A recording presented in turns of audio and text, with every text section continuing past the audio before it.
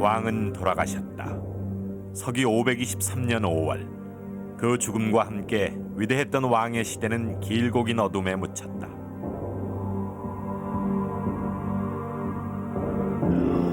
왕의 나라와 그 나라의 역사 또한 세월의 비바람 속에 까맣게 잊혀졌다. 1971년 왕릉이 다시 열렸을 때 1400년의 어둠을 뚫고 비로소 왕의 이름은 현실 속에 되살아났다. 백제 25대 왕 무령왕의 능이었다.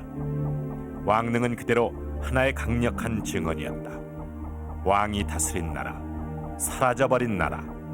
그러나 실로 강성했던 한나라 백제의 실체를 말해주는 것이었다.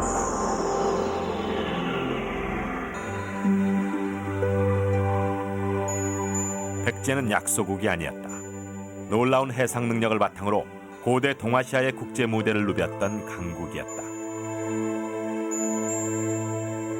정치 외교의 주역이었으며 무역으로 국부를 쌓았던 백제. 그 백제인들의 영역은 한반도의 경계를 넘어설 수도 있었다. 그 가능성을 여는 열쇠가 바로 담노였다. 백제가 다스렸다는 땅 22개의 담노. 그 담노의 존재를 통해 역사는 다시 오늘 우리에게 묻는다. 백제는 진실로 어떤 나라였는가?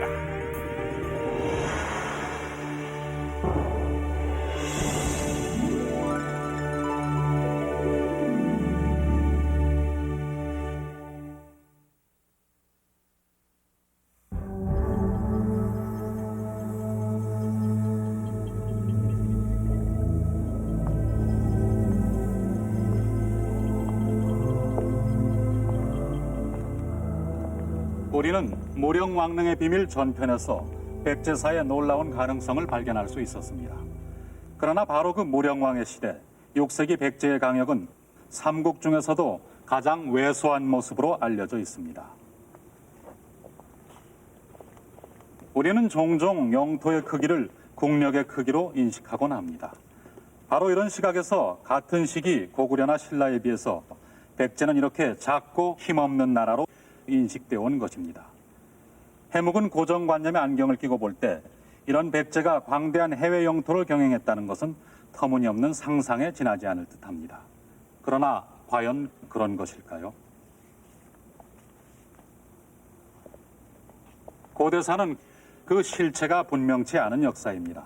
많은 부분이 확정할 수 없는 미스터리로 남아 있습니다. 하지만 바로 그 때문에 고대사는 새로운 증거가 발굴됨에 따라서 또 다른 모습으로 확장되고 재구성될 수 있는 것입니다. 오늘 우리는 다시 한번 백제사의 미스터리 속으로 들어가 보려고 합니다. 백제의 영토는 과연 한반도 밖으로 확장될 수 있을까요? 천년 어둠에 묻혀버린 한나라의 실체를 찾아서 우리의 시간을 그대로 되돌려 보도록 하겠습니다.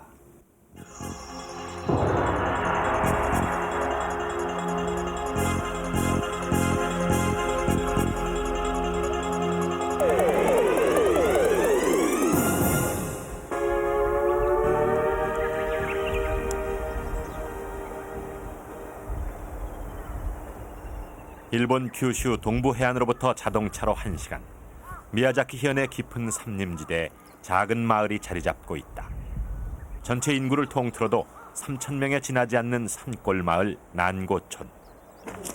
그러나 오늘 마을은 예사롭지 않다. 찾아드는 외지인의 발길이 끊이지 않는다. 그 속에는 한국인들의 모습도 보인다. 마을 행사장.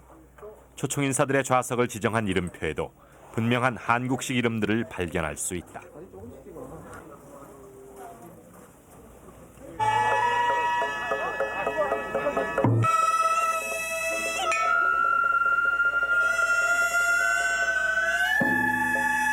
이 행사가 대체 한국과 무슨 관련이 있다는 것일까? 오늘 이 자리는 거대한 새 건축물의 완공을 축하하는 자리다. 6년간의 세월과 15억 엔이라는 엄청난 예산을 들여 지은 집. 이름하여 서정창원.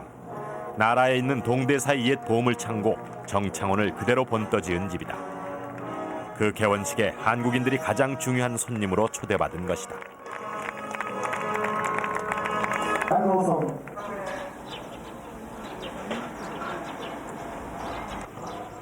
마을에서는 간판조차 모두 한글로 쓰여 있다.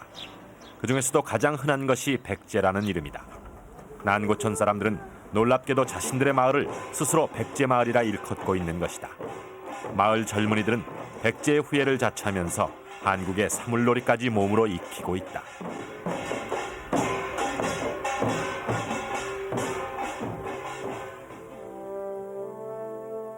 난고촌 사람들의 믿음, 그것은 마을 신사로부터 비롯된다.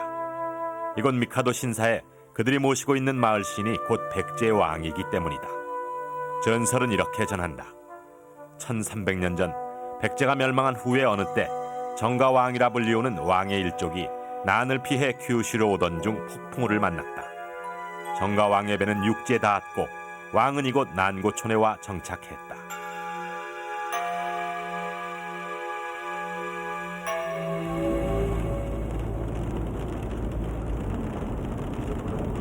정가왕의 장남 복지왕이 타고 있었던 또 한 척의 배. 그 배는 다른 해안에 표착했고 복지왕은 난고촌에서 남쪽으로 약 90km 떨어진 이 지역, 오늘날의 기조정에 터를 잡았다. 이곳 히키 신사에 모시고 있는 신주가 바로 그 복지왕이다. 이 신사에 대대로 전해 내려오는 고문서. 여기에 정가왕과 복지왕의 전설이 그대로 기록으로 남아있다. 두 부자는 서로의 행방을 알게 된 후에도 각자의 터전을 지키며 살았다.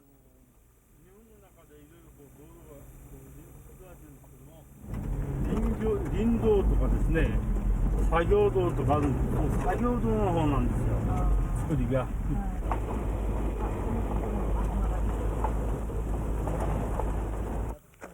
그러나 그들의 뒤를 쫓는 추격군이 이 지역까지 들어왔고 난고촌 일대에서 격전이 벌어졌다. 복지왕이 달려가 부왕을 도왔으나 그들은 결국 난고촌 뒷산까지 밀려가 최후를 맞는다. 난고촌 사람들은 바로 이 돌밭이 두 왕이 전사한 곳이라 믿고 있다. 왕이 흘린 피가 이 돌들을 이렇게 붉게 물들였다는 것이다. こうじゃなくて、ずっとまだ統合町のたくさんあるし。 난고촌 입구에는 정가 왕의 시신을 거두어 묻었다는 무덤자리마저 전해지고 있다.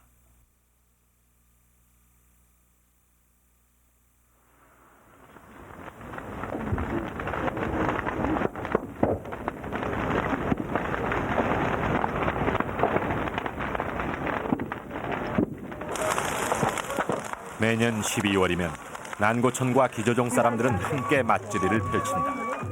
아들 복지왕이 아버지 정가왕을 뵈러 가던 행차를 재현하고 그들의 혼백을 위로하는 제사를 지내는 것이다.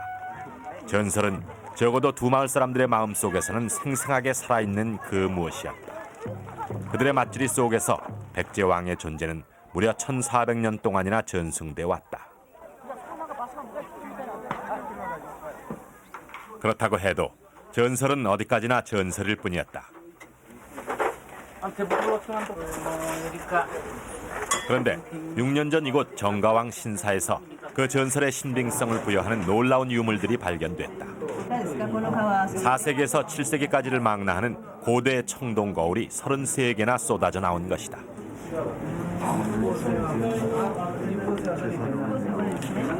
고대 거울은 강력한 왕권의 상징입니다. 이런 것들이 백제왕 신사에서 30석장이나 나왔다고 하는 사실은 여기 왔다는 정가왕은 물론이고 그 이전부터 이 지역에는 강력한 백제계 세력이 세습적으로 존재했을 가능성을 암시해 주는 것입니다. 이곳에는 분명 오랜 역사를 지닌 어떤 권력의 실체가 있었던 것이다.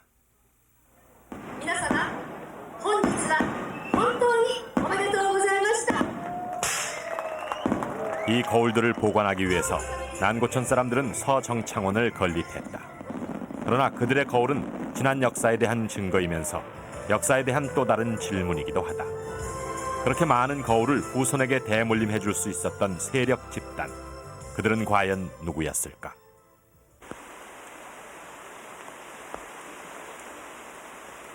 난고천과 기조정 말고도 이 일대는 백제왕이 왔다는 전설의 흔적이 곳곳에 흩어져 있다. 또 다른 백제왕은 이 산길을 걸어갔다. 기조정에서 남쪽으로 약 50km. 사람들이 왕의 일행을 맞았다는 장소엔 어김없이 작은 사당이 모셔져 있다. 오늘날까지도 그 왕의 신성을 믿는 행인들은 이 사당 앞에 술과 돈과 예를 바치고 지나갔다.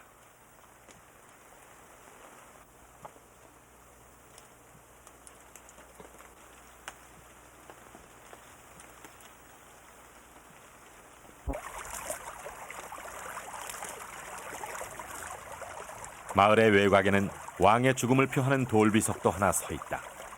어느 날 왕은 말을 달리다 바로 이곳에 있었던 우물에 빠져 죽고 말았다는 것이다. だから井戸を掘らないっていうのがあるんですね、一つ。それと、百済の王様が乗っていた月毛の馬ですね。月毛の馬は買わないという二つのこともあるんです。 그 왕이 살았다는 마을 단오정. 이전까지 단오정의 사람들에게도 그것은 전설이었다.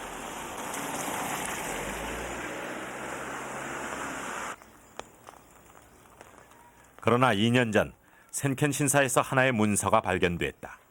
난고천의 예를 보고 마을 사람들이 신사의 창고를 뒤져 찾아낸 것이었다. 문서에는 백제 왕의 도래 사실이 뚜렷이 기록돼 있었다.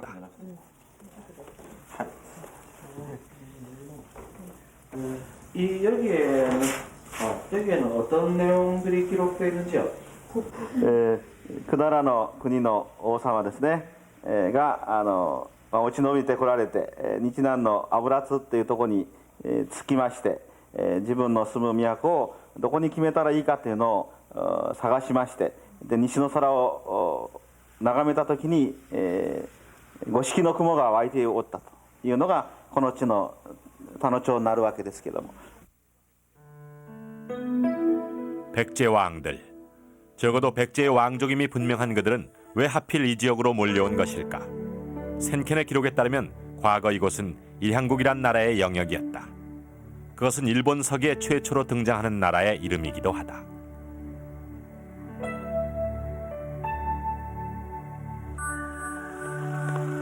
일향의 나라.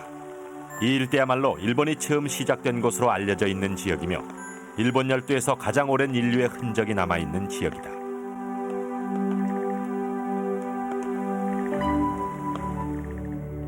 일향시라는 오늘의 이름으로도 헤아려 볼 수 있는 옛 일향의 권역. 백제 왕의 전설을 가진 마을들은 모두 그 속에 자리 잡고 있는 것이다. 일본 서기 신대기는 이 지역을 처음 개척한 인물이 백제인일 가능성을 짙게 암시하고 있다. 신으로 기록된 그 이름은 스사노노 미코토. 그의 원적지는 웅성이었다. 웅성을 일본말로 읽으면 구마나리, 곧 곰나루로 백제의 도읍 웅진을 뜻하게 된다.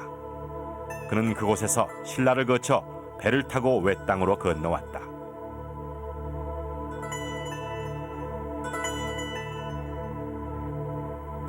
미개지 외땅에서 그가 제일 먼저 한 일은 나무를 심은 것이었다. 한반도를 오갈 배를 만들기 위해서였다. 실제로 이 지역 고분에서 발굴된 고대 토기는 그대로 전형적인 한국선의 특징을 보여주고 있다. 이 지역에는 실로 오래전부터 백제인들이 진출했던 것이다. 그렇다면 백제의 왕족들이 이곳을 찾아든 것이 과연 우연이라고 할 수 있을까? 땅이 있고 사람이 있고 통치하는 왕권이 있었다. 중국 사서인 양서는 이 지역의 성격에 대해 하나의 단서를 던져준다.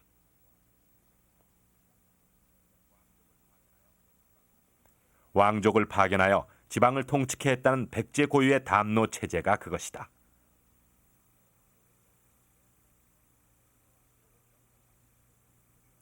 기록은 이렇게 전한다. 백제 왕성은 고마라 하고 큰 성은 담노라 부르는데 22개의 담노를 모두 왕의 자제나 종족으로 하여 다스리게 했다. 일본 내의 백제 담노. 그것이라면 왕족들의 마지막 도피처가 되기에 좋겠을 것이다. 백제는 담노라는 독특한 지방 통치 체제를 갖고 있었던 것으로 보입니다. 말하자면 백제의 왕은 수많은 담로의 왕들을 거느린 제왕의 위치에 있었다는 얘기입니다. 백제 영토를 알려줄 그 담로들은 과연 어디에 있었을까요?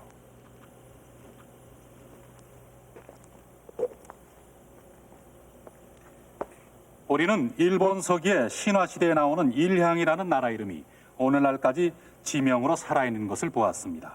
지명의 생명력이 놀랄 만큼 길다는 것을 입증해주는 대목입니다. 그렇다면 담로라는 이름 또한 어딘가의 지명 속에 그 흔적을 남기고 있을 법합니다. 그 흔적을 찾는 일이 과연 가능할까요? 먼저 담로란 말의 뜻부터 알아야 할 것 같습니다. 백제사 연구가 김성호 박사의 의견을 들어보겠습니다.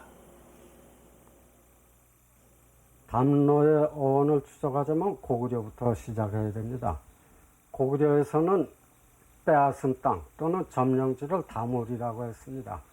그리하여 고구려에서 망명한 백제인들도 자기들의 정착지를 다물이라고 했으며 이 다물이 다물, 담라, 담로로 변천하였습니다. 여기에 담이 단장 또는 경계를 뜻하고 라로는 나라를 뜻하는 것이어서 이 말은 후일 백제의 행정구역을 지칭하게 되었습니다. 잘 알았습니다. 고맙습니다.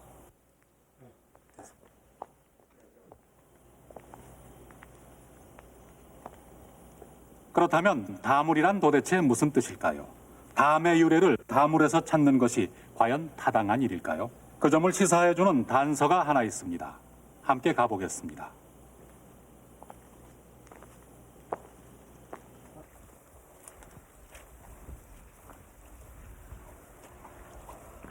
보시다시피 이것은 담입니다. 이곳 전남 해안이나 도서지방에서는 어디서나 흔히 이렇게 밭두렁에 돌담을 쌓아놓고 있는 것을 볼 수 있습니다. 흥미로운 것은 이 지방에서 이 돌담을 가리켜서 부르는 호칭입니다. 아저씨 수고 많으십니다. 여기서는 이 돌담을 뭐라고 부릅니까? 돌다물이라고 그래요. 돌다물이, 네. 다물이요? 네. 예전부터 그렇게 불러왔습니까? 예. 다물이, 다무로. 그렇습니다. 다무로란 말이 바로 여기 남아 있습니다.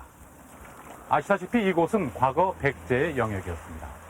이 지역에서는 새로 개간한 밭에서 나온 돌들로 자기 밭의 경계를 삼고 이것을 일컬어서 다물이라고 불러왔던 것입니다. 그리고 옛사람들이 다물이라고 불렀던 이것을 우리는 지금 담이라고 부르고 있습니다. 더 흥미로운 것은 인근 완도 지방에서는 이 담을 가리켜서 성이라고도 부른다는 사실입니다. 그러니까 담로란 곧 이렇게 다물한 땅, 즉 새로 개척해서 자신의 것이라는 표시로 담을 두른 영지를 뜻합니다. 새로 개척한 영토, 정복지라는 개념과 일치하고 있는 것입니다.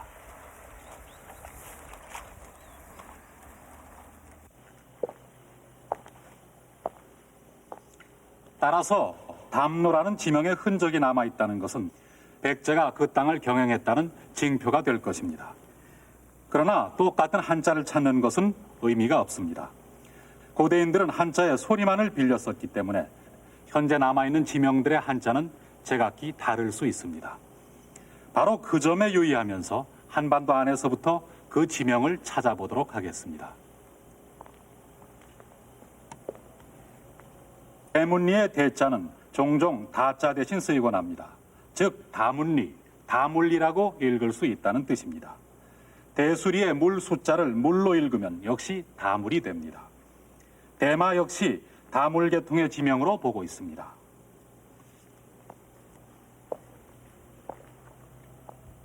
담로계의 지명은 예상대로 백제 영역인 서남해안을 따라서 주로 분포하고 있습니다. 이 지명은 한반도를 벗어나서 탐라, 곧 제주도로 연결되고 한편으로는 대마도에 연결이 됩니다.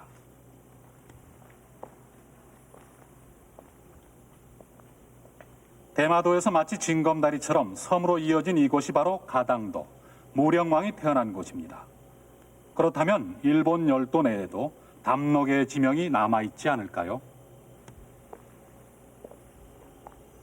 그렇습니다. 다마나라는 곳, 너무나 분명한 담로계의 지명이 바로 이곳에 남아있습니다.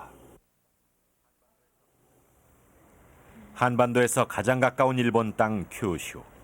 그 큐슈의 중서부에 다마나시가 있다.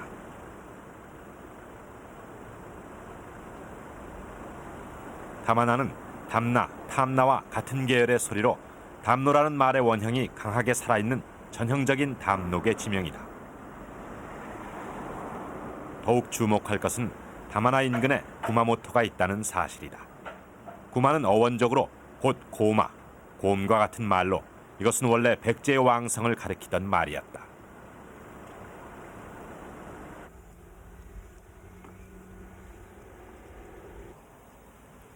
곰은 백제의 상징이었다. 백제 주요 유적지에는 반드시 곰과 관련된 지명이 발견된다. 우리나라의 금강도 그 어원을 따지면 곰강인 것이다.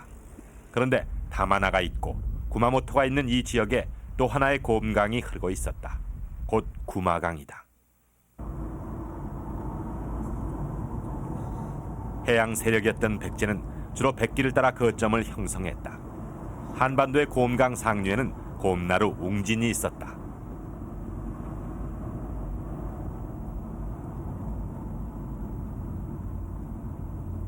그 하류에는 또 다른 곰 마을 웅포가 있었다. 모두 왕급 유물이 발굴된 곳이다.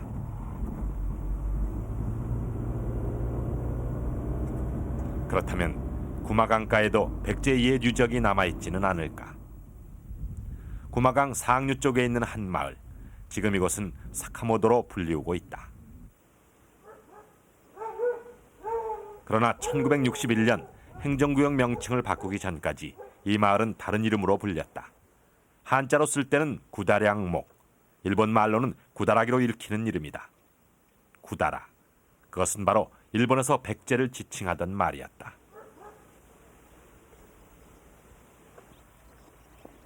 이 마을의 국민학교 교무는 마을의 이름 변천사를 한눈에 보여준다. 이전에 이 학교는 구다라기 국민학교였다. 그러나 그보다 더 이전에도 이 학교는 구다라기 국민학교라 불렸다. 소리만 두고 한자를 바꾼 것이었다. 가장 오래된 본래의 그 이름은 백제래였다. 구마강 연안의 백제래. 이곳에는 정말 백제가 왔던 것이다.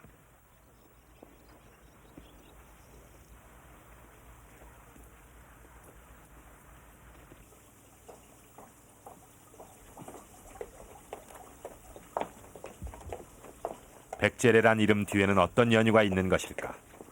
마을의 유래를 전해 내려오던 옛 기록은 몇 년 전 화재로 불타버렸으나 다행히 마을의 한 노인이 필사본 한 권을 갖고 있었다.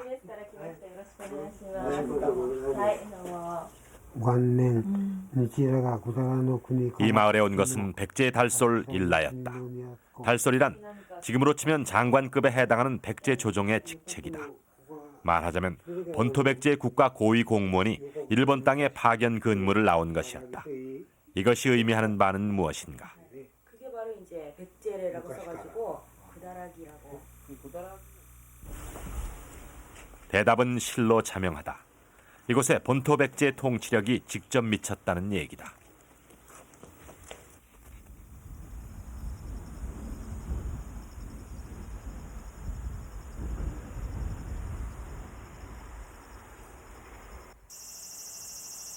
이 일대의 성격을 가장 잘 말해주는 것이 후나야마 고분이다. 다나마시 외곽에서 발굴된 이 고분이야말로 다나마 일대를 담로로 추정할 수 있는 강력한 고고학적 증거를 제시한다. 5세기경으로 추정되는 이곳 후나야마 고분에서는 일본 최대 유물들이 발굴됐다. 무덤의 내부는 백제의 대표적 묘제로 알려진 횡혈식 석실. 거기서 나온 유물들 또한 명백한 백제계였다. 더욱 주목할 것은 그 유물들이 극히 고귀한 주인의 신분을 말해준다는 데 있다.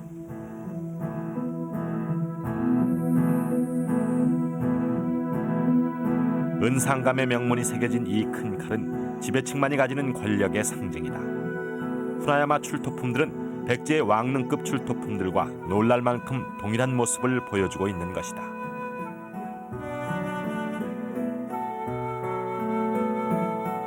후나야마에서 나온 금동 신발은 한반도 백제 왕릉 지역에서 발굴된 신발과 꼭 같은 양식이다.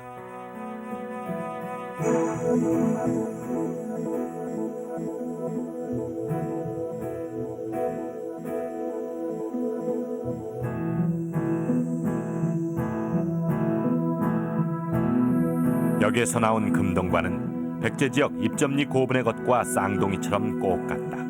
이 관의 주인은 백제 왕족이 분명한 것이다.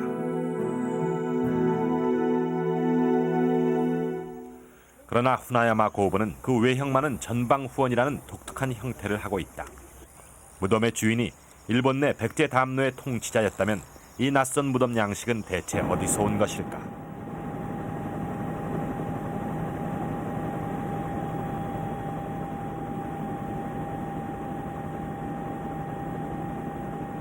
일본 열도에서도 대표적인 전방 후원분이 밀집해 있는 지역, 혼슈의 아스카 지역으로 가보자.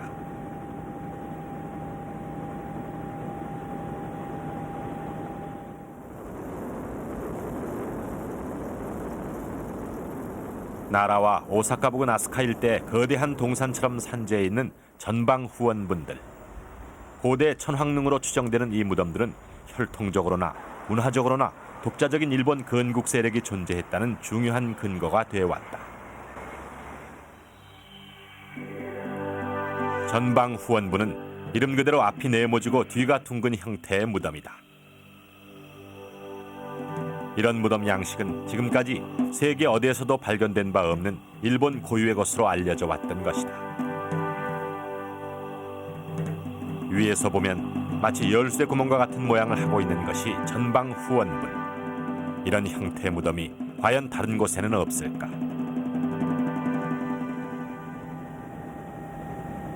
전방 후원부는 한반도에도 있었다.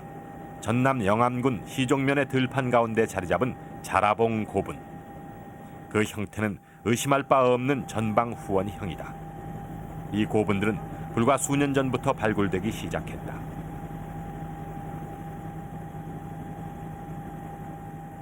중요한 것은 한반도 내 전방 후원분들이 일본의 그것들보다 더 초기형이라는 데 있다. 지금까지 전방 후원분에 대해서 일본 학자들은 그게 일본에서 자생해서 일본에서만 발달한 일본 고유의 특유의 그런 무덤의 형식이다 이렇게 보고, 또 그것이 이제 일본 고대 국가 형성하고 직접적인 관계가 있다 이렇게 봤습니다. 근래 저희들이 조사한 바에 의하면은 여기서 지금 보시는 바와 같이 이런 전반분 형태가 우리나라에서도 여러 군데서 발견이 되고 있습니다. 그걸 보면은 그 당시에 이제 모든 그 문화의 흐름이나 이런 추세로 봤을 때, 또는 이런 무덤의 형식으로 봤을 때, 일본에 있는 전방후원부는 기원을 한국에다 두고 있다 이렇게 볼 수가 있죠. 그 형태의 발전 단계로 볼 때 전방 후원부는 한반도의 백제 권역에서부터 큐슈로, 큐슈에서부터 일본 국가의 탄생지인 아스카 지역으로 건너갔던 것이다.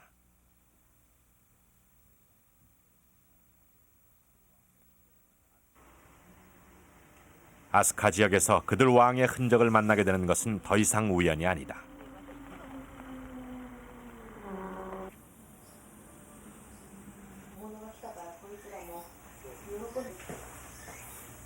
이곳 아스카베 신사는 곤지 왕을 모시고 있다. 곤지가 누구인가? 그는 바로 백제 계로왕의 동생으로 알려져 있는 5세기의 인물이다. 그런 그가 일본 땅에서 신으로 추앙되고 있는 것이다.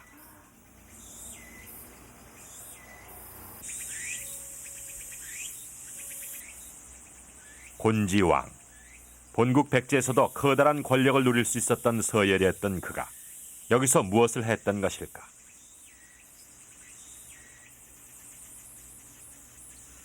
신사의 기록은 그를 일컬어 아스카를 이룬 일족의 조상신이라고 말하고 있다. 일본이란 통일국가가 있기 전에 곤지 왕과 그의 일족이 먼저 아스카를 개척했다는 뜻이다. 곤지 왕의 존재와 그 역할은 이 일대가 백제의 담노였을 가능성을 강하게 시사해주고 있다. 이 땅에 백제인들이 있었다. 그들의 왕이 있었다. 그리고 이 땅은 후일 본국 백제의 24대 왕과 25대 왕을 배출해내고 있기까지 한 것이다. 그 두 왕은 다 곤지의 아들이었다.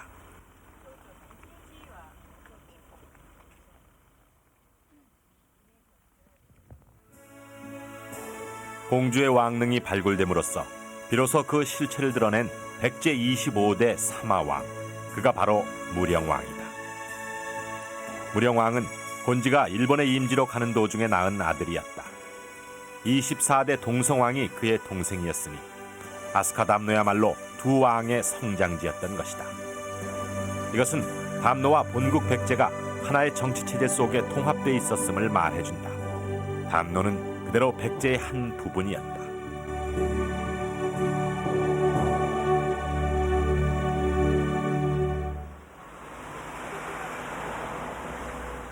아스카 지역에 수없이 흩어져 있는 전방 후원분들. 이 고분들은 이제 더 이상 백제와 무관할 수 없다. 곤지왕의 신사 지척에 있는 이곳 미네가즈카 고분도 예외가 아니다. 전형적인 전방 후원의 양식으로 조성된 이 무덤의 발굴은 4년 전 전 일본 열도를 떠들썩하게 만들었다.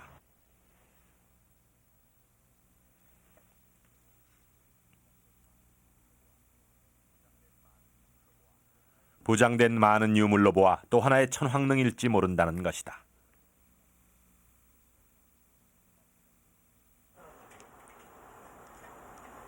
미네가즈카에서는 큰 칼과 수많은 구슬들이 출토됐다. 그러나 이 물건들은 전방 후원분의 주인이 백제인이었을 가능성을 더욱 강화시켜주고 있다.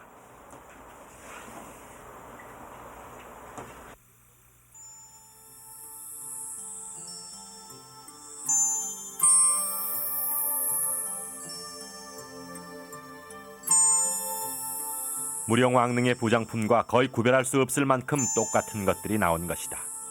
그 재료의 재질은 물론 형태까지도 완전히 동일한 물건들이다. 이것을 어떻게 해석할 수 있을까?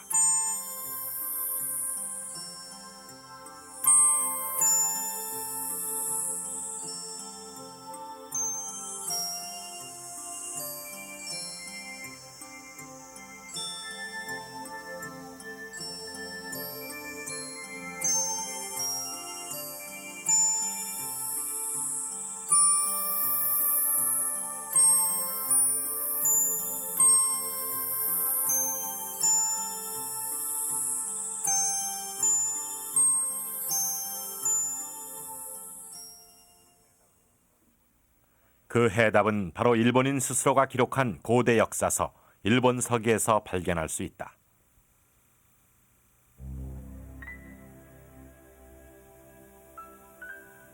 서기는 신화의 형태를 빌어 일본이 탄생하는 과정을 이렇게 기록하고 있다. 음양 두 신이 처음 결합하여 부부가 됐다. 자식을 낳을 때 이르니 맨 처음 담노를 모태로 하여 여러 땅을 낳았다. 그런데 기분이 나빠 담노의 이름을 바꾸어 이와지시마로 했다.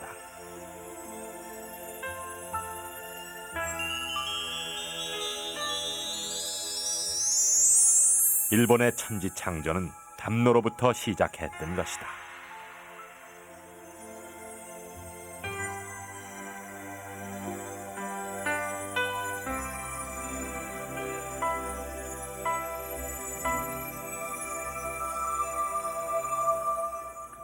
본명하는 것은 일본이란 나라가 있기 전부터 일본 땅에는 백제의 담노들이 진출해 있었다는 사실입니다. 그렇다면 당시의 백제인들에게 중국 땅은 또 무엇이었을까요? 이것은 중국 제나라의 역사책 남제서입니다. 이 책 백제전에는 참으로 이상한 전쟁의 기록이 남아 있습니다. 바로 이 대목입니다. 위나라가 기병 수십만을 동원해서 백제를 공격하여 그 국경 안으로 쳐들어갔다. 동성왕은 사범명, 찬수류, 해례곤, 목간나 등을 보내 위나라군을 습격하여 대파했다. 아시다시피 위나라는 중국 남북조 시대에 대륙의 북부 전체를 장악하고 있던 강대한 나라였습니다. 그런 위나라가 한반도 중부 이남에 있었던 백제와 어떻게 전쟁을 할 수 있었을까요? 실제로 전쟁이 있었다면 방법은 두 가지뿐입니다. 첫째, 위나라가 배를 이용해서 백제를 침공하는 것입니다. 둘째, 육로로 고구려를 거쳐 백제를 침공하는 방법입니다. 이 경우 고구려는 위나라 군사에게 길을 내주어야만 합니다. 그러나 이 두 가지 방법이 사실은 모두 불가능한 것입니다. 첫째, 위나라 군사는 수군이 아니었습니다. 기록에는 엄연히 기병, 즉 말을 탄 육군으로 표기되어 있습니다. 둘째, 당시 북방의 강자였던 고구려가 길을 내줄 이유가 없고 또 길을 내주었다는 역사 기록도 없습니다. 그렇다면 이 전쟁은 도대체 어떻게 수행된 것일까요? 합리적으로 판단할 때 이 전쟁이 가능하려면 백제와 위나라는 서로 국경을 마주하고 있어야만 합니다. 다시 말하면 중국 대륙 어딘가에 백제의 영토가 있었다는 것입니다.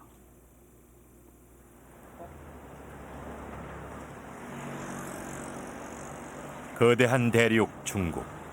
이 땅에 과연 백제의 영토가 있을 수 있을까?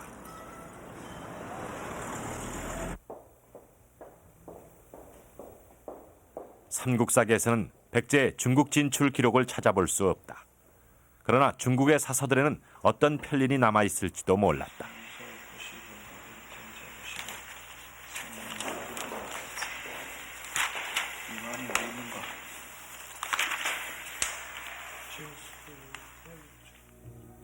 관련 기록은 송서, 남제서, 양서 등 여러 곳에서 발견된다. 기록은 전한다. 고구려가 요동을 차지했고 백제 역시 요서, 진평 두 개의 땅을 빼앗아 다스리면서 거기에 백제군을 설치했다.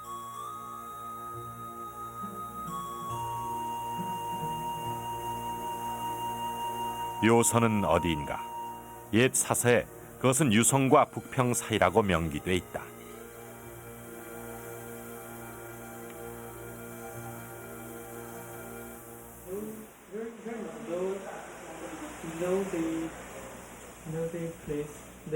유성과 북평은 천년 이상 전에 불리우던 과거의 지명이다. 오늘날 그 일대는 전혀 다른 이름으로 불릴 수 있다. 중국 사회과학원에서 역사지리학자의 도움을 받아 그 위치를 찾아보았다.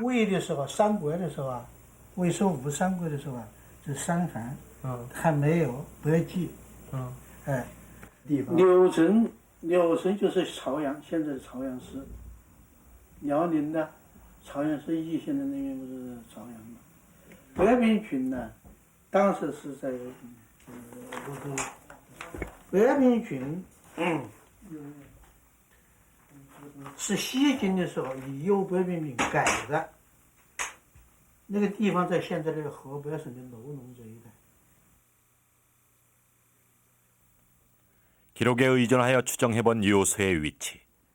그것은 현재 중국의 요녕성과 하북성 일대에 걸쳐져 있는 실로 광활한 지역이었다.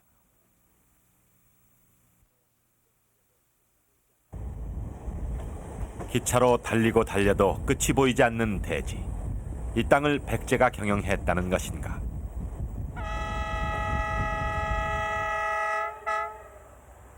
중국의 역사책들은 그 가능성을 뒷받침해준다.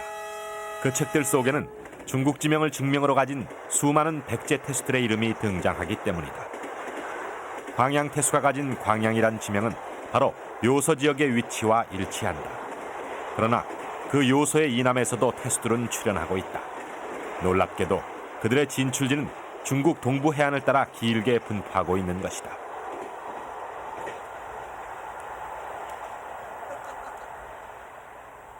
실제로 이런 일이 일어날 수 있었을까? 고대 중국 동부 해안 지역에는 동이족이 거주하고 있었습니다. 그래서 중국 동부 해안 지역은 고조선이 건국되기 이전부터 우리와는 매우 밀접한 관계가 있었습니다. 이런 점에서 우리 민족이 그곳에 진출할 수 있는 기반은 이미 마련되어 있었습니다.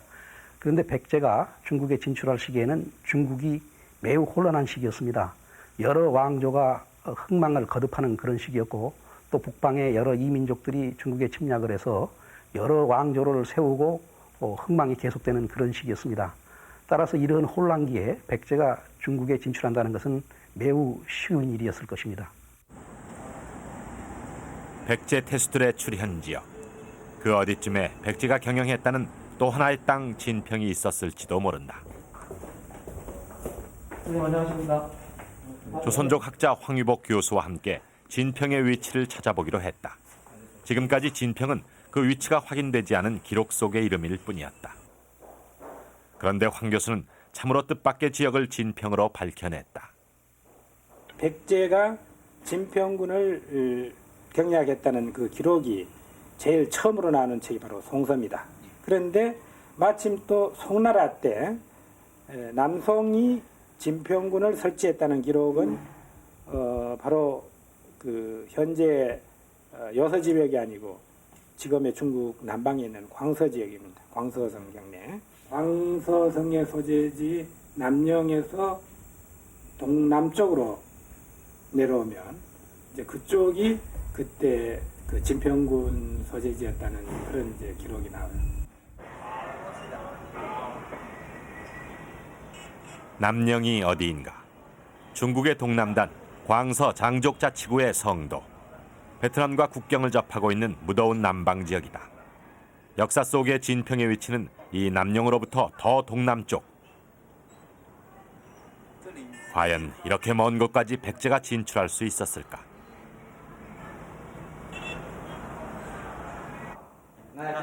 역사는 현재 속에 무수한 흔적의 파편을 남긴다. 그러한 파편을 발견한다면 이 지역이 백제의 진평군이라는 추정은 더욱 분명한 근거를 얻게 될 것이다. 광서 장족자치구의 모든 마을 이름이 수록된 행정구역 자료 일람.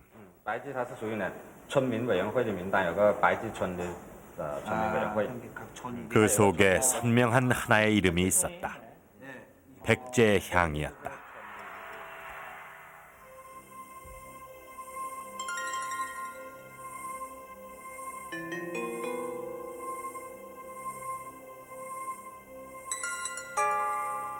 백제향의 중심 마을은 백제허. 한자의 허는 유적지, 유허지를 뜻하는 글자로 그 뜻대로라면 이 마을은 백제의 유적지라는 의미가 된다.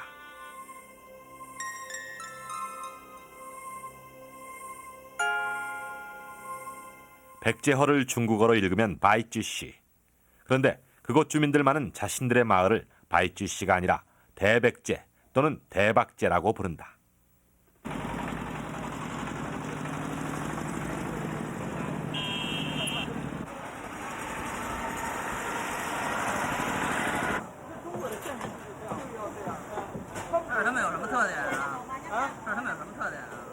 남령에서는 백제허를 오가는 정기 시외 버스가 있었다.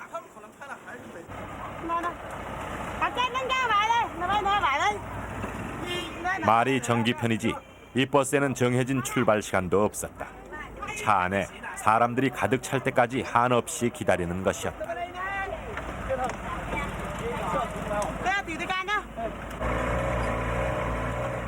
마침내 버스는 출발했다.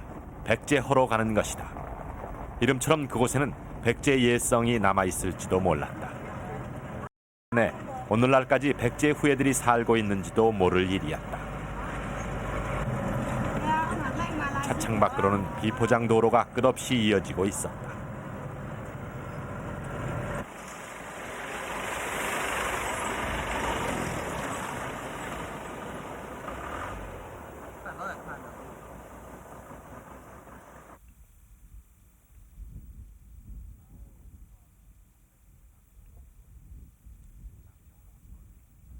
남령으로부터 3시간, 백제허가 거기 있었다. 예성의 흔적은 보이지 않았다. 중국 어디서나 볼 수 있는 궁벽한 시골 마을이 있을 뿐이었다.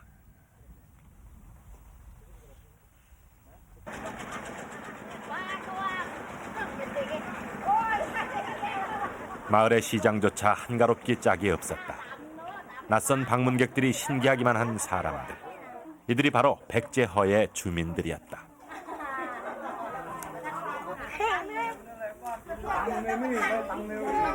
이들은 한족이 아니었다.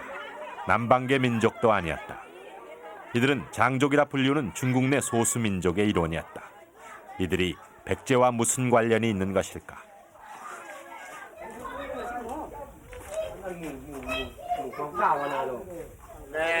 마을 사람들에게 이곳은 그저 일상의 삶이 이루어지는 공간일 뿐이었다. 그들은 우리가 찾는 것이 무엇인지 몰랐다. 그러나 그들은 기꺼이 자신들의 집안을 공개해 주었다.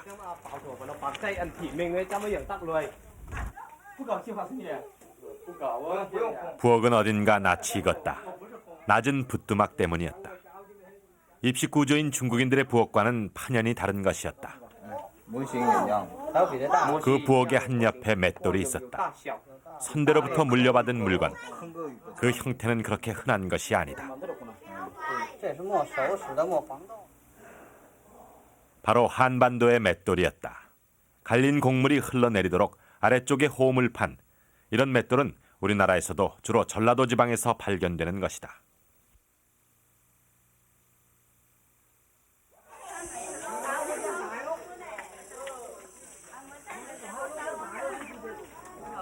머나먼 남방 땅에서 한반도와 동일한 문화의 흔적을 발견한다면 그것은 우연일까? 또 다른 집을 찾아가 보았다. 그곳에 역시 무엇인가가 있었다. 외다리 방아였다. 很久，现在用的这个一般都不用。这叫什么？这个土话这种袋。知道吗？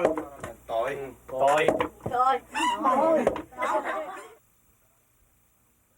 우리나라 전역에서 주로 쓰던 방아는 외다리가 아니라 쌍다리였다. 문화적 습속이란 완고한 것이어서 갈래진 나무를 구하기 어려움에도 불구하고 쌍다리를 고수했다. 외다리 방아는 오직 전라도와 일본에서만 전송되어 온 것이었다. 지역적으로 그곳은 바로 백제권이었다. 백제허 사람들은 백제권의 생활 문화를 편린으로 간직하고 있었던 것이다.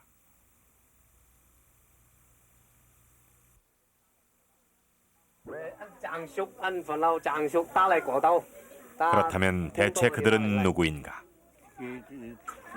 공동주민의 지시라고 후가 후부는 다山东상. 他说是从山东过来的。 산동에서 왔답니다. 산동에서 왜 이쪽으로 왔는가?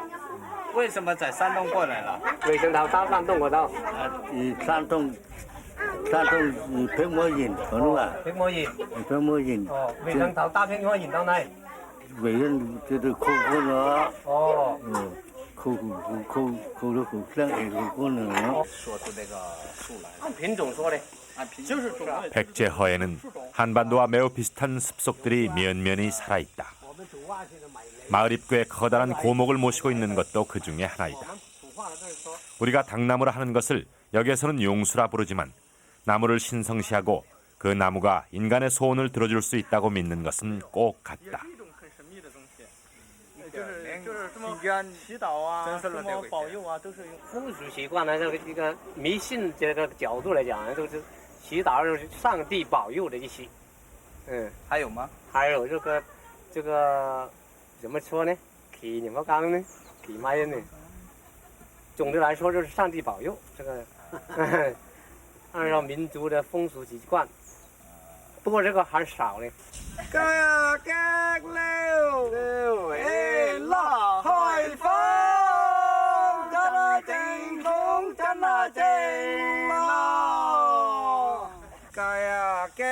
정월 대보름, 나무 앞에서 제사를 드릴 때 불렀다는 노래. 사람들은 그 노래의 뜻을 모른다. 그럼에도 불구하고 노래는 천년을 그들 속에 살아있었다.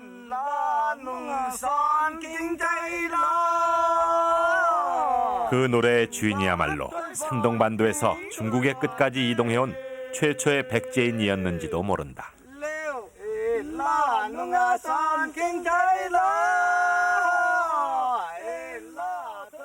一般的虚都是指古城的意思，就说这里原来，比如说这个地方原来一般的人到了以后，或者是有一个大城呢，有一个城呢，或者这个城毁了，就在这里就虚了啊，是这样一个，就说这里可能是北京人住的地方啊，但是因为北京。 중국의 담록의 지명들은 요소에서 동부 해안을 따라 베트남 접경지대인 진평 일대까지 남하하고 있는 것이다.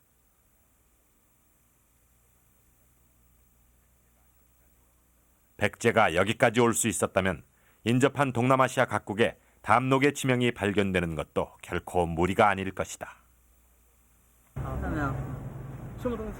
동남아에도 담로가 있었을까? 그 가능성에 대한 강력한 방증이 지금 남경박물원에 보관돼 있다. 백제의 달소리였던 흑치상지의 묘지명이다.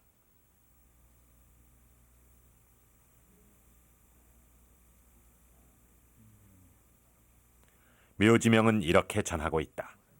흑치상지는 원래 성씨가 왕성인 부여시였으나 선조가 흑치 지역에 봉해짐으로써 그 성을 흑치로 삼았다는 것.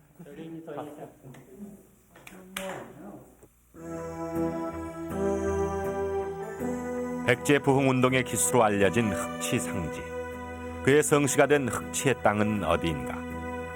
흑치는 이빨이 검은 사람들이 사는 땅을 뜻하며 그들이 이빨이 검어지는 것은 삘랑이라는 열대 과일을 씹는 습관 때문이다.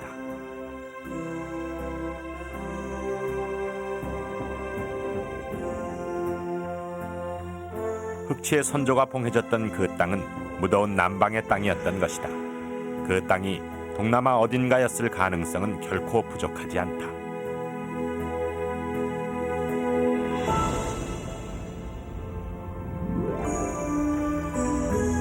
백제인들은 늘 바다를 향해 갔다. 백길이 닿는 그곳에 그들의 새 밭을 개척했던 것이다.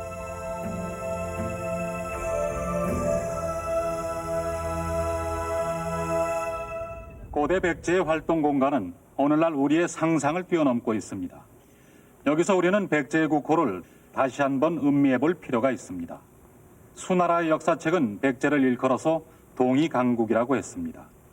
건국 초부터 백가가 제해했기 때문에 그 국호를 백제라 했다고 적고 있는 것입니다. 백제는 결코 약한 나라가 아니었습니다. 말 그대로 백제는 처음부터 마지막까지 고대의 바다를 제패한 대제국이었습니다. 이처럼 거대한 해양 제국이 어떻게 송두리째 망각의 어둠 속에 묻혀버렸을까요? 한반도의 본국 백제가 멸망할 때에도 분명히 존재하고 있었을 해외 백제. 그 땅은 과연 어떻게 사라져 갔을까요?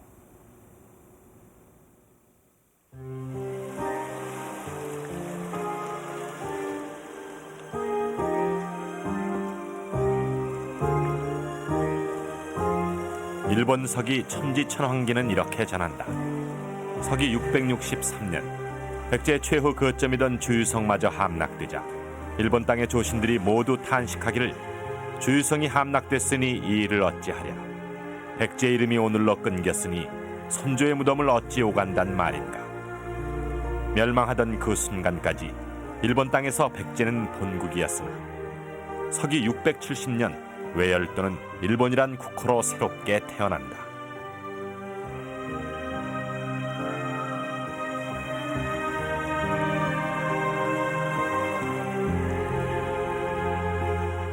통전은 또 중국 땅에 있던 백제인들의 마지막을 이렇게 전한다. 본국 백제가 멸망하자 성과 근처에 있던 나머지 무리들은 차차 약해져서 돌궐과 말갈로 흩어졌다. 그 군주인 부여숭도 고국에 돌아갈 수 없음으로 하여 마침내 부여씨는 소멸됐다. 백제의 700년 역사. 그 장엄했던 기억은 그렇게 어둠의 저편으로 저물어 갔다.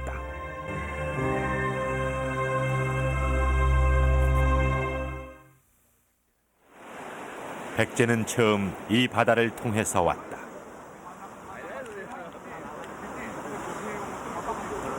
그래서 해마다 12월 난고촌과 기조정의 사람들은 이 신성한 바다에서 맞들이를 시작한다.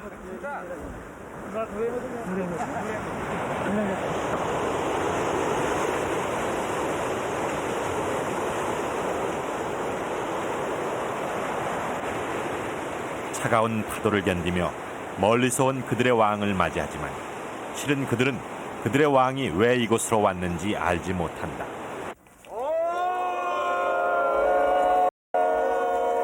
알지 못한 채로 참으로 기나긴 행렬이었다. 기조정 사람들이 복지왕의 신체를 모시고 아버지 정가왕을 뵈러 난고촌까지 걸어갔다. 그들은 두 왕의 혼령과 함께 만나 가을의밤 동안 가장 아름다운 술과 춤과 노래를 바쳤다.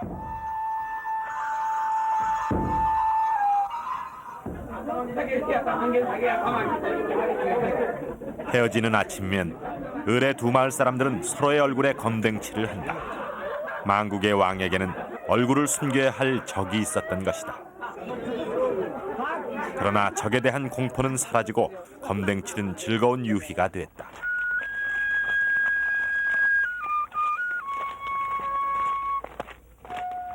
역사는 전설의 파편이 되어 흩어지는 것이다.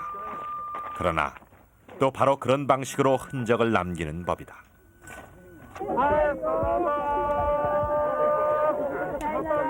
헤어질 때 그들의 인사는 오 사라바. 그들 스스로는 뜻을 모르는, 그러나 한국어로는 너무나 명백한 사라버라는 말.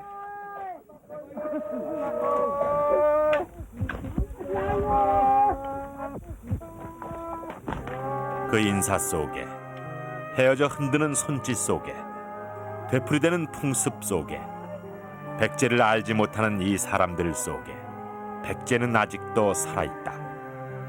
전설을 헤치고 역사를 보려는 사람만이 그 거대한 세계로 들어가는 문을 찾을 것이다.